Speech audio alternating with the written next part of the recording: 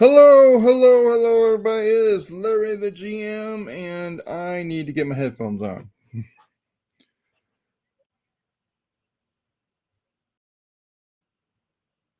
So, folks, we're going to go through an article that I posted.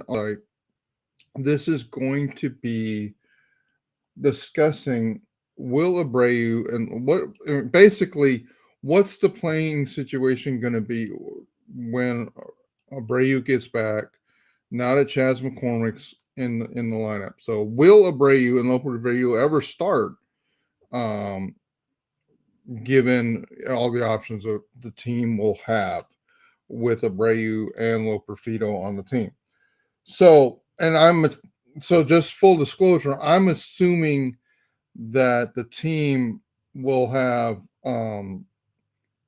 Drake Kessinger sent to the minors, and Dubon will be able to cover the infield with some help from Loperfido at first base, and obviously Singleton and Meyer, Singleton and Abreu.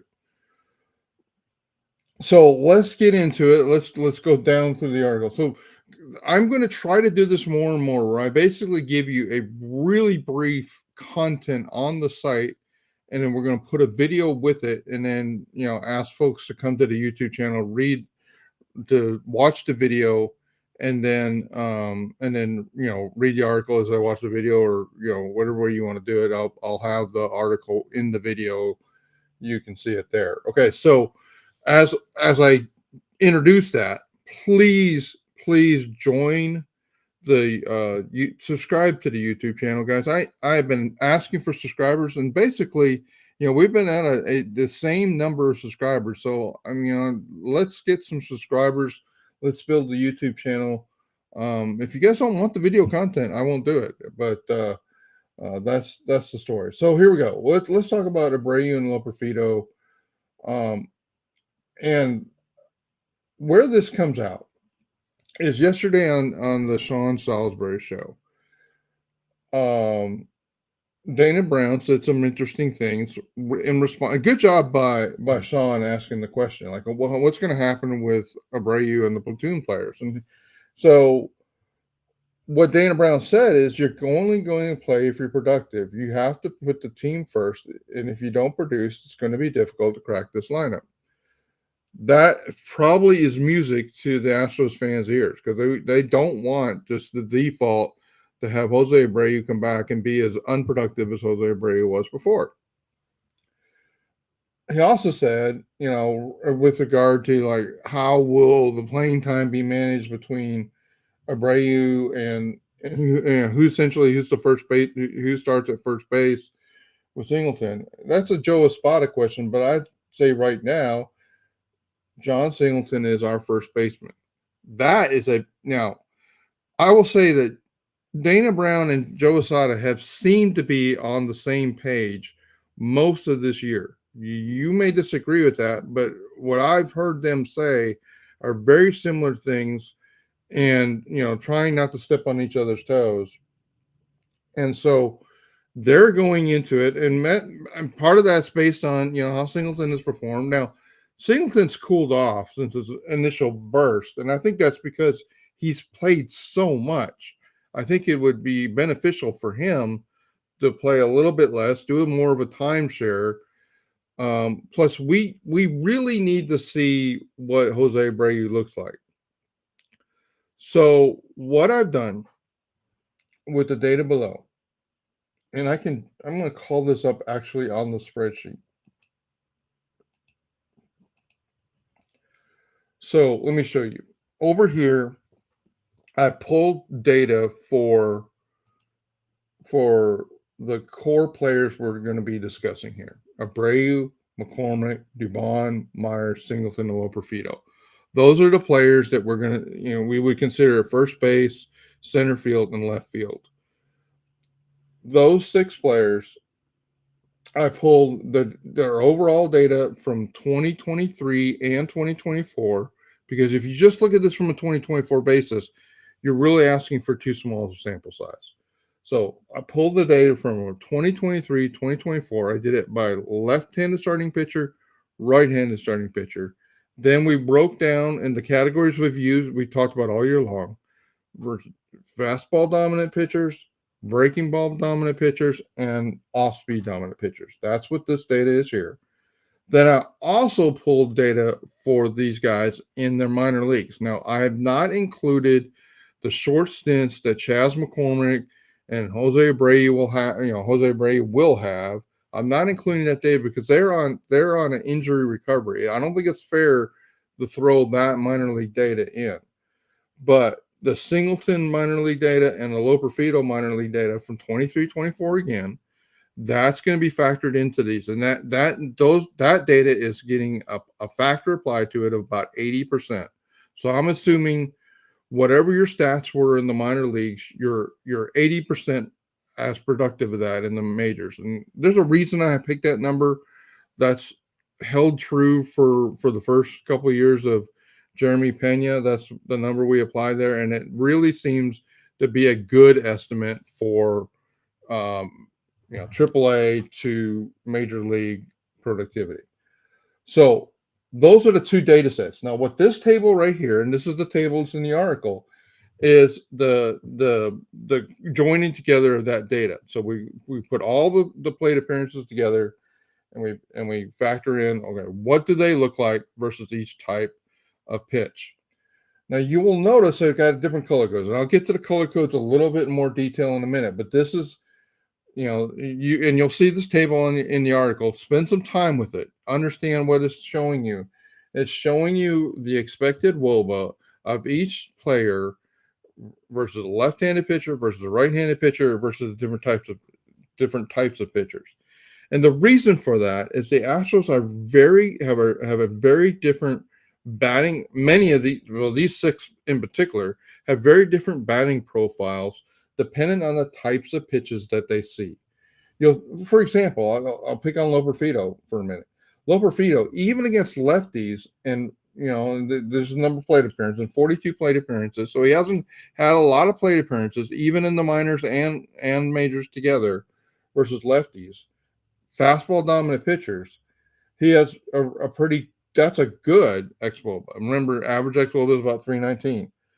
But notice that he is absolutely atrocious against breaking ball dominant pitchers and off-speed pitchers. That's why that's color X. All right. So the colors are coded to where they are in xWOBA. So you can look at our standard heat map sort, or you can see it from this color coding. All right. So that's that table. Given the quality of the bats versus the different types of pitches, and why am I saying this? Because this is what I believe how the Astros are picking their lineups. This is how they're doing it. So whether you agree with it, whether you think they should just put Myers in every day, well, there's some reasons they won't be doing that, because that's not what this table would indicate is the best choices. So here we go. So if you put that together and you summarize it, okay, well, this is what it would look like. Now, for fastball, each one of these columns represents about 20% of the plate appearances.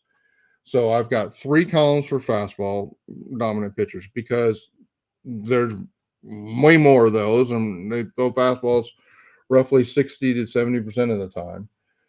Breaking ball dominant pitchers, off-speed pitchers. Now, the truth is, most pitchers don't fit into one of these categories. They're a mix of these. It's what the moneymakers see is the true predicted xWOBA of the batter versus the pitch mix that pitcher typically throws. What I'm telling you here in this table is, if one were to classify these pitchers, and it may not even be like how this pitcher throws breaking ball most of the time. That's not really what we're saying here. In fact, a pitcher can throw 30% breaking balls, but if it's an absolutely deadly pitch and that fastball is kind of mediocre, we may actually say we're going to classify that pitcher as a breaking ball dominant pitcher.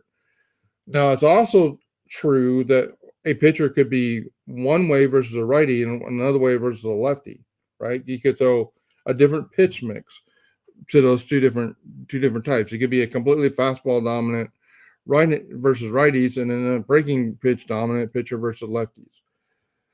So we have to understand all these things. All right. So this is where we look at, and then really what I'm telling you is I'm trying to simplify the situation. Although I know most people out there are going to think, man, Larry, you're making this way more complicated than it needs to be.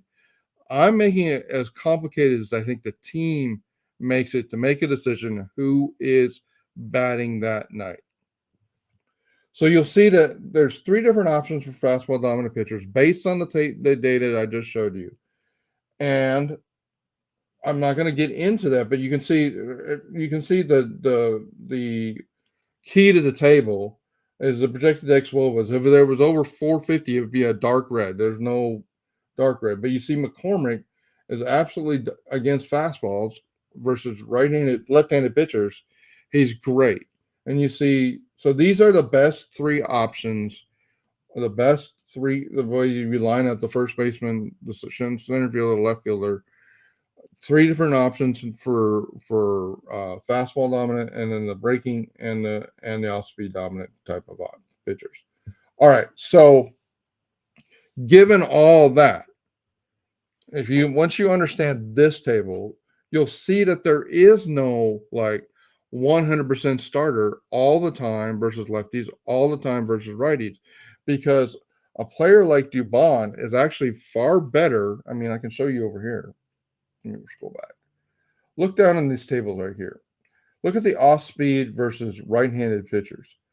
McCormick and Myers are terrible options. They're purple in that table. They're terrible options versus a pitcher that's going to throw a lot of off speed pitches. But Dubon is great, right? That's what the heat map tells you. So, how does it play out? So if you go to the table and you look at the data here, it basically what I said. If you take the table on the top up here, and you then apply it to where 75% of the pitchers are right-handed, 25% are left-handed, you'll see that basically my projection is that Singleton is going to start 65% of the time. He's going to start 80% of the games versus a righty, and he's going to start 20% of the games versus a lefty. There are some left-handed fastball dominant pitchers that you may want Singleton, specifically the kinds of fastballs that they throw, that you may want Singleton in there. You'll see that Loperfido should almost universally not start versus left-handed pitcher. Now, we've had Loperfido bat against some left-handers, but for the most part, Joe Espada has pulled him when a left-handed pitcher comes out. I think you'll see even more of that now that Chas McCormick is available. So you have Chas McCormick and Jake Myers in there versus most of the lefties, and then Loperfido gets 80% of the starts versus lefties. Okay, Myers gets 60% of the starts versus both lefties and righties, just because the way it played out. He's with at least one of the three best options in general, or with some of the fastballs. You can make a case that you might bring him in there in place of McCormick. McCormick's an 80% starter versus lefties, and about a 40% starter versus righties. Abreu's an 80% start versus left-handed pitching, because guys, if we truly have Jose Abreu back to normal level, and I'm calling like a hybrid of last year to early this year data, his normal level, which is not even as good as last year. He's a better option starting versus most left-handed pitchers than John Singleton. There's some places you may bring have Singleton start, spot start versus some left-handed fastball dominant pitchers. So you see the overall, and then the Dubon, the 60% lefties, 20% versus righties. All right, so you can see where they are. So who starts? Well, guys, this is the part of the purpose of this article. And I talked about this one in the original Loperfido article, but now it's really important because now we have Chas come back, and we're going to have Abreu back within probably a week, maybe a little bit longer if he doesn't perform at AAA. So, guys, there is no like 80%, 90% starter here. They're just not. And people that just scream about like Jake Myers should be playing every day. Well, Jake Myers is not the right option. Let's go back to the table.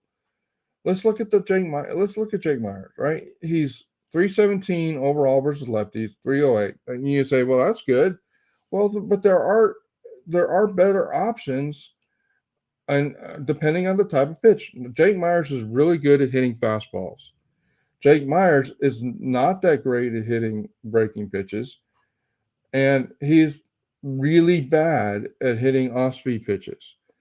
So Jake Myers is not an option with a pitcher that, for either way, left-handed or right-handed, if that pitcher throws a lot of off-speed pitches, or is prone to like, well, Jake Myers is up, I can do a bunch of splitters and changeups.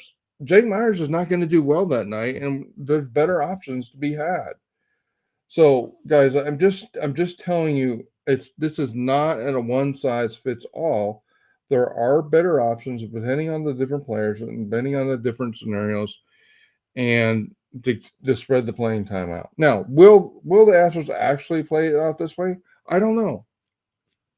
But I think this is going to be a more accurate depiction of what you're going to see from the Astros. And I think Astros fans are going to continue to be frustrated and upset that Jake Myers isn't playing every day, or Loperfido's not playing every day, or Singleton's not playing every day. I'll tell you, Singleton's has been really a pleasant surprise. And I said when he came and started to play every day, like, look for Singleton to give us overall very close to average major league performance. And that's what it's been. Now, there's been nights where, then John Singleton's going to give you a home run. He's going to give you competitive bats most of the bats. And so he's a really good asset to have in the lineup. But John Singleton playing 65% of the time may be the right answer, and Jose Abreu playing 35% may be the right answer. All right, guys, so that's where I'm at. That's how I process this article. Let me know what you think. If you're here, let me call. I see a chat, so let me. Yeah, Jake Myers has been great in his role. Clint, you're right. And just so I say this before we leave, thanks for Clint for jumping in. Clint and I will be talking about this in a much more. I'm not going to spend 17 minutes on it. And so I'm going to show these tables. I'm going to give you the answer, which is basically this. And I'm going to tell people, like, hey, if you want more detail, go watch the video on the LarryTheGM YouTube channel. All right, so guys, before I close out, as you're watching this video, please like the video on the YouTube site. Please subscribe to the YouTube channel. Please also go to the LarryTheGM site, become a premium member or moneymaker member. You'll get all the daily content for moneymakers, where we do the daily lineup analysis, and you'll get all the series updates that we do for every series if you're a premium member. And of course, moneymakers get it all. So, guys, thanks for joining in. Please like the video. Please subscribe.